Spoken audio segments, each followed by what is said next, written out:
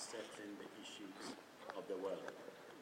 And the messages that came through this morning were loud and clear, that we are all in the same boat. And no one can think that a boat that has a hole at one end is going to get the other passengers safely across to the other side.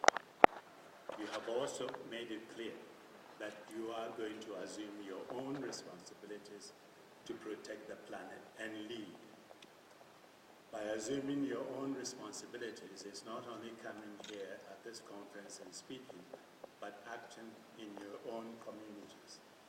When people ask me, what do I do to become a good global citizen, I always tell them it begins in your own community, in your schools, in your villages, with your friends.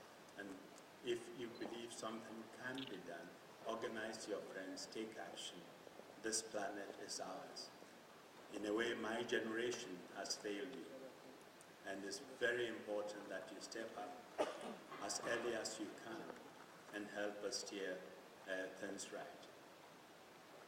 From what I hear from you this morning, you're also going to push and get the environmental agenda higher up the political totem pole, to get the politicians to take it seriously, to get them to understand that you want action, to get them to understand that you want agreement that is binding, that is fair, that is equitable, an agreement that has climate justice at its center, that we can no longer accept a situation where the countries that are causing the pollution do not pay a cost, and that it is the poorer countries that bear the brunt.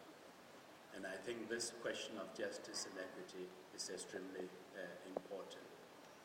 The other thing that I have heard you say is that you are not satisfied with the leadership my generation has given you so far, and you're going to do better.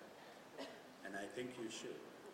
From what I have seen in this room and what I have heard this morning, I have every hope that you will do better than my generation has done.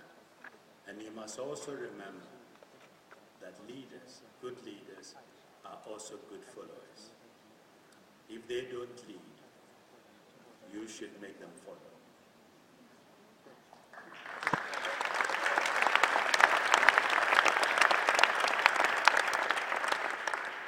You can make them follow by raising your voices, making such a noise that they cannot ignore you. And I think all of you, when you look around your own countries, realize how the politicians find the courage to do what is right when you maintain the pressure. Climate change is an all-encompassing threat. It's a threat to health, threat to our source of fresh water, threat to our food, threat to our food supplies, and we cannot sit back and not act. So I wish each and every one of you to go back home, energized, to your communities, determined to team up with others to fight for the right agreement. Yes, we failed in Copenhagen, or some say we started in Copenhagen, but let's try and end in Mexico. And I'm counting on you to be active, to encourage your leaders, to encourage your colleagues to go to Mexico and come back with an agreement. So good luck, my young friends. Don't forget, you are the leaders of tomorrow, and you can be the change you want to see.